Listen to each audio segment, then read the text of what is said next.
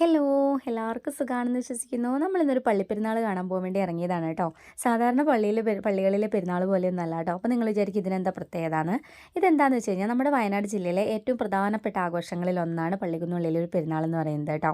അത് വേറൊന്നും കൊണ്ടല്ല, ഫെബ്രുവരി 1-ാം തീയതി കൊടിയേറി കഴിഞ്ഞ് കഴിഞ്ഞാൽ 18 ദിവസമാണ് ഇവിടുത്തെ പെരുന്നാൾ എന്ന് പറയുന്നത്. 18 ദിവസവും ഓരോരോ ആഘോഷ പരിപാടികളും ഓരോ പ്രാർത്ഥനയും അങ്ങനെ ഓരോ കാര്യങ്ങളായിരിക്കും കേട്ടോ. ഇത് കണ്ടോ, നിങ്ങൾക്ക് കാണുമ്പോൾ മനസ്സിലാവുന്നുണ്ടാവും, ജനസാഗരങ്ങളാണ് അവിടെ എത്തിച്ചേരുന്നത്. നാനാവിധ ഭാഗങ്ങളിൽ നിന്നുള്ള ആളുകളും വിവിധ ജില്ലകളിൽ നിന്ന ആളുകളും എല്ലാവരും എത്തിച്ചേരുന്ന ഒരു ആഘോഷവേള തന്നെയാണ് കേട്ടോ ഇത്. മെയിൻ റോഡിൽ നിന്ന് കുറച്ച് ഉള്ളിലേക്കാണ് കേട്ടോ. ഏകദേശം 1 കിലോമീറ്റർ ഉള്ളിലാണ് കേട്ടോ നമ്മുടെ പള്ളിക്കുന്ന് പള്ളി സ്ഥിതി ചെയ്യുന്നത്.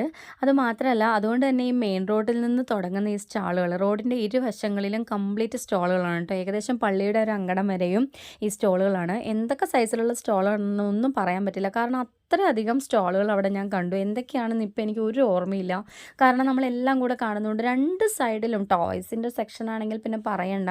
നമ്മുടെ മക്കളെയും കൊണ്ട് അങ്ങോട്ട് കയറി കഴിഞ്ഞ് കഴിഞ്ഞാൽ ഏകദേശം ലോറി വിളിച്ച് തിരിച്ച് വീട്ടിൽ പോകേണ്ട അവസ്ഥയാണ് കേട്ടോ. അതുപോലെ സാധനങ്ങൾ അമ്പൂച്ചനും തനിമയ്ക്കും എന്തൊക്കെ വേണമെന്ന് ഒരു ഐഡിയ ഇല്ലാത്ത അവസ്ഥയാണ്. ഓരോന്ന് വാങ്ങിക്കൊടുക്കുമ്പോൾ പറയും, അടുത്ത ഷോപ്സിൽ ചെല്ലുമ്പോൾ പറയും അടുത്ത സ്റ്റോളിൽ അങ്ങനെ പോവുകയാണ്. ഓരോന്നോരോന്ന് വാങ്ങി കൂട്ടിക്കൊണ്ടേ ഇരിക്കുകയാണ്. നമ്മളാണെങ്കിൽ അറിയാതെ വാങ്ങിച്ച് പോകും കേട്ടോ. ഈ സ്റ്റോളുകൾ റോഡിൻ്റെ രണ്ട് സൈഡിലും ഇഷ്ടംപോലെ സ്റ്റോളുകളുണ്ട്. പക്ഷേ ഈ രണ്ട് സ്റ്റോളുകളിലുള്ളത് ഒരു സ്റ്റോളിൽ കാണുന്ന കാര്യങ്ങളല്ല നമ്മൾ അടുത്ത സ്റ്റോളിൽ കാണാം. അതാണ് അവിടുത്തെ ഒരു പ്രത്യേകത എന്ന് പറയുന്നത്. എല്ലാം ഒരേ മോഡൽ സാധനങ്ങളോ അല്ലെങ്കിൽ ഒരേ മോഡൽ ടോയ്സോ അങ്ങനത്തെ ഒന്നും അല്ല കേട്ടോ. പിന്നെ ഈ ക്രോക്കറി ഐറ്റംസിൻ്റെ സെക്ഷനൊക്കെ നല്ല ഭംഗിയുണ്ടായിരുന്നു, കാരണം പഴമയുടെ ഓർമ്മ ജനിപ്പിക്കുന്ന ഒരുപാട് പാത്രങ്ങളൊക്കെ എനിക്ക് അവിടെ കാണാനായിട്ട് കഴിഞ്ഞു കേട്ടോ. അതുപോലെ തന്നെ മിഠായിയുടെ സെക്ഷൻ ആണെന്നുണ്ടെങ്കിലും പണ്ടൊക്കെ നമ്മൾ സ്കൂളിൽ പഠിക്കുമ്പോൾ കഴിച്ചിരുന്ന മിഠായികളല്ലേ, ഒരു ഇടിപരുത്തി എന്നൊക്കെ പറയുന്ന മിഠായിയുടെ, നാരങ്ങ മിഠായി. കാരണം അത് വായിലിട്ട് കഴിഞ്ഞ് കഴിഞ്ഞാൽ കുറേ സമയം നമ്മുടെ വായിൽ അങ്ങനെ കിടന്നോളും. പക്ഷേ ഇന്നത്തെ ബേക്കറികളിലൊക്കെ നമുക്കത് അപൂർവമാണ് കാണാൻ കഴിയുക എന്നുള്ളത്. അപ്പോൾ ഇതുപോലുള്ള ആഘോഷവേളകളിലും ഉത്സവവേളകളിലൊക്കെയാണ് നമുക്ക് അങ്ങനത്തെ സാധനങ്ങളൊക്കെ കാണാനായിട്ട് കഴിയുക കേട്ടോ. അതൊക്കെ എനിക്ക് കണ്ടപ്പോൾ ഒരുപാട് സന്തോഷം തോന്നി, കാരണം അതൊക്കെ നമുക്ക് പണ്ടത്തെ നമ്മുടെ സ്കൂൾ ലൈഫൊക്കെ ഓർമ്മിച്ചെടുക്കാൻ പറ്റുന്ന ഒരിതായിരുന്നു. പിന്നെ ഫുഡ് ഐറ്റംസ് ഒക്കെ ഉണ്ടായിരുന്നു കേട്ടോ. ഞങ്ങളൊരു പാനിപൂരിയൊക്കെ വാങ്ങിച്ച് കഴിച്ചിരുന്നു. അത്യാവശ്യം കുഴപ്പമില്ലായിരുന്നു. എന്നാലും ഞങ്ങൾ വിശക്കാൻ തുടങ്ങി, കാരണം ഇത്രയും ദൂരം അങ്ങോട്ടും ഇങ്ങോട്ടും നടക്കുമ്പോൾ നമ്മൾ ഓൾറെഡി ടയേർഡാവും.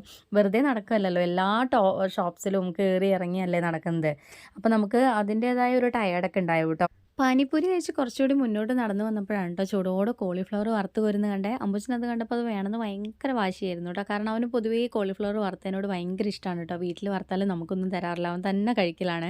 അപ്പോൾ പിന്നെ അതുകൂടെ വാങ്ങിച്ചു കൊടുത്ത് ഞങ്ങൾ എല്ലാവരും കൂടെ അതൊക്കെ കഴിച്ചു കേട്ടോ. പിന്നെ വൈകുന്നേരമായി വീട്ടിൽ പോകാൻ നേരത്ത് പറഞ്ഞു ഫുഡും പുറത്തുനിന്ന് കഴിക്കാമെന്ന് വിചാരിച്ചു. അപ്പോൾ ഇങ്ങനെ മന്തിയാണ്, ഒരു ഫുൾ മന്തി ഓർഡർ ചെയ്തു. ഞങ്ങൾ എല്ലാവരും കൂടെ കഴിച്ചു കേട്ടോ. അമ്പൂച്ചനും തനിമയ്ക്കൊക്കെ നല്ലതുപോലെ വിശന്നു പോയി. അപ്പോൾ പിന്നെ ഞങ്ങൾ എല്ലാവരും കൂടെ ഫുഡൊക്കെ കഴിച്ച് വീട്ടിലേക്ക് പോകാനായിട്ട് പോവാണ് കേട്ടോ. അപ്പോൾ എനിക്ക് പറയാനുള്ള വേറൊന്നുമില്ല, എല്ലാവരും നമ്മുടെ ചാനൽ സബ്സ്ക്രൈബ് ചെയ്യണം, എല്ലാ വീഡിയോസും കാണണം, കമൻറ്റ് ചെയ്യണം, ഷെയർ ചെയ്യണം. നിങ്ങളുടെ സപ്പോർട്ട് ഉണ്ടെങ്കിൽ മാത്രമേ എനിക്ക് മുന്നോട്ട് പോകാനായിട്ട് കഴിയുള്ളൂ. അപ്പോൾ അതുകൊണ്ട് എൻ്റെ എല്ലാ ഫ്രണ്ട്സും സപ്പോർട്ട് ചെയ്യണം എന്നും എല്ലാവരുടെ പ്രാർത്ഥനയുണ്ട്.